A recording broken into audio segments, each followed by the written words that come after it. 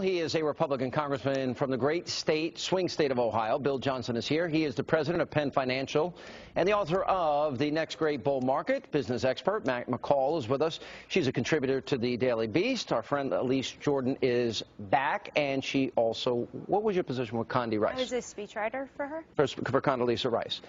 Headline on Drudge, may I read it? Romney narrows VP choices. Condi emerges as frontrunner. Yay! That's all. I mean, she would be absolutely fantastic. I think it would be an absolutely superb choice for Romney. She has such a gravitas. You told me Rand Paul the last time you were here. I thought there was I didn't see this coming. I didn't know that he would be, brilliant enough to consider her and to really put her at the top of the list. But when I spoke to her, I mean, she seemed dead set. And it wasn't that long ago when her book came out. We did a really fun, interesting hour. She's very smart, and I've known her for years. I like her a lot. She said no. She has no interest in politics. What do you think? Well, she had to be completely worn out. What a grueling schedule. 8 years. She was 8 years, and I think that she's very happy in her private life in Stanford, but I personally think she still has a lot to contribute. Lately, she's been talking about Syria, and she's stepping up where Obama won't. I think you get a lot of votes out there. I think you get the independent vote with Condoleezza Rice coming on the ticket. I think you get some of the minority vote that Obama's been dominating. And I think you get a lot of the women as well. And I respect her. And I think a lot of other Americans really respect her. I think it's a great choice. I hope that the headline's right, because I think that this pushes Romney over the edge and gives him the edge against Obama immediately. Keep hearing Senator Portman from your state, Congressman. Oh, absolutely. Senator Portman would do a great job. Would he help win Ohio? Oh, absolutely. He would. He did very, very well when he ran for senator. He's got an extremely good reputation there. He's solid, solid conservative. The people in Ohio love him. What about Marco Rubio? I think he could energize a party, but I got to be on the Condi bandwagon on this one. All right, forget the Condi bandwagon. You didn't know. Well, but until today, a lot of people weren't talking about Condi Rice. Yeah, you just gave me the best news of my day. All right, so because you work with her, you know her well, but you do think Rubio would energize the base. He'd help win Florida. You agree with that? Would he help with the Hispanic vote? I think so. I think that Marco Rubio has a great story to tell, and he's obviously a great communicator. I think that he could really bring a lot of energy to the race. He's probably the Tea Party favorite. He's a rock star. He really is. He really is a rock star. Agree with that. You make a good point. You take the Tea Party. That's kind of they're going back and forth right now. That suddenly all goes to GOP.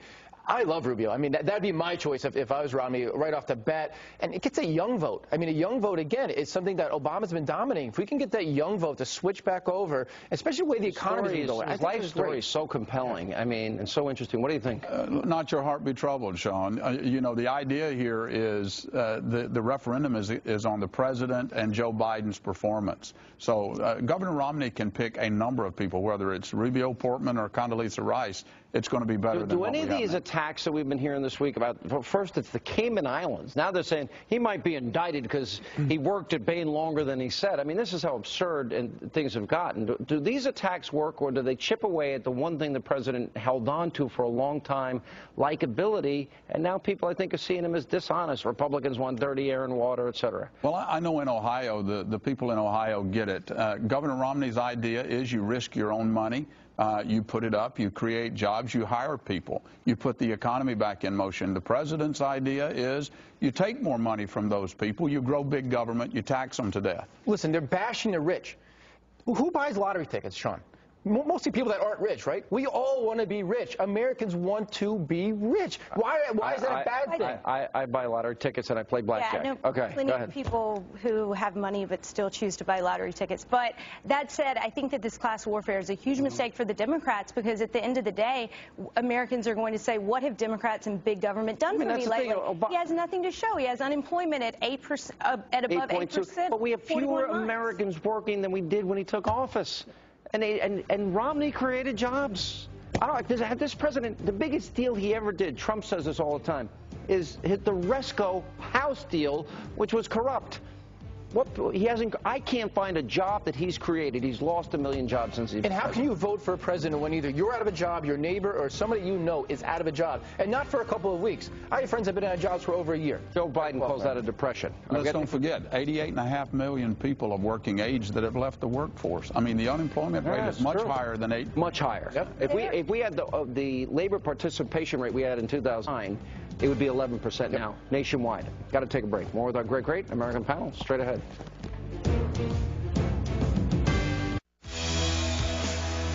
I am so upset that I think the Olympic Committee should be ashamed of themselves. I think they should be embarrassed. I think they should take all the uniforms, put them in a big pile, and burn them and start all over again. If they have to wear nothing but a singlet that says USA on it, painted by hand, that's what they should wear. We have people in America in the textile industry. We have people in the textile industry who are desperate for jobs. And I think what the Olympic Committee done is absolutely wrong. Let me turn this around on him. I think Harry Reid should be ashamed. I think he should be embarrassed because 29 billion stimulus dollars went to, let's see, Brazil. Harry, you watching? Finland, to Denmark, to China, to the Dominican Republic, to Mexico, and to Canada. So I think our tax dollars being used in outsourcing jobs, that's an embarrassment. That's a disgrace. And he's talking about doing what Democrats do best, being wasteful. And he's going to be wasteful. You know, he's wasteful of government funds, and he just wants to burn his perfectly good uniforms. Maybe he should burn everything in his wardrobe that's made in China, and then see how much clothing he has left. What do you think? I think it's both a disgrace. I mean, the whole Olympic thing, first of all, they're some of the ugliest uniforms I've ever seen. It looks like some French guy walking down the street in Paris. I mean, come on, let's at least look American here. It looks absolutely, look at that. That is absolutely horrific. By the way, outfit. If you're French, you can tweet at Matt Lewis on Twitter, and go ahead. Yeah, I got to agree with Matt. I don't know whose idea it was to march our athletes in French berets, but you know, we got a textile industry here in America that could flourish if we had trade policies that made a level playing field for American business. Just, you know, as Trump always points out, they're not playing fair with us. That's right. You know, but yet we go ahead and we're going to spend money here. But what about the outsourcing issue? What about all the stimulus? Billions and billions of dollars.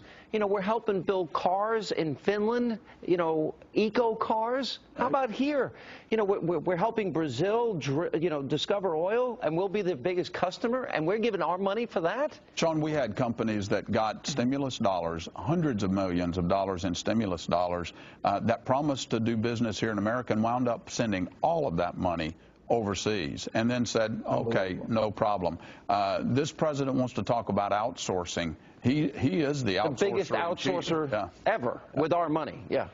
China, we have such a huge trade deficit, and it's on target to be the largest ever. It was $24 billion in April, $26 billion in May. It just keeps growing and growing. I think the Chinese really sense weakness because Obama does not have a China strategy. And listen, we could throw out all the numbers we want. Did the stimulus work is the question. No, it didn't work. When you have unemployment at 8.2%, you have people out of work, and we're going in the wrong direction. I mean, the economy is going absolutely, the numbers are getting worse. Every day they come out and hit, and the stock market's taking a hit for that. So to me, the stimulus didn't work. Whether and that explains why this week has been about the Cayman Islands, all these superfluous, nonsensical issues that they bring up, Bain Capital, outsourcing, because they can't run on. It hides the fact that the economy is getting worse. They can't run on their record, and they're going to try to divide us. All right, that's all happening. Thanks for being with us, and that is all the time we have left. Greta's next. We'll see you tomorrow night.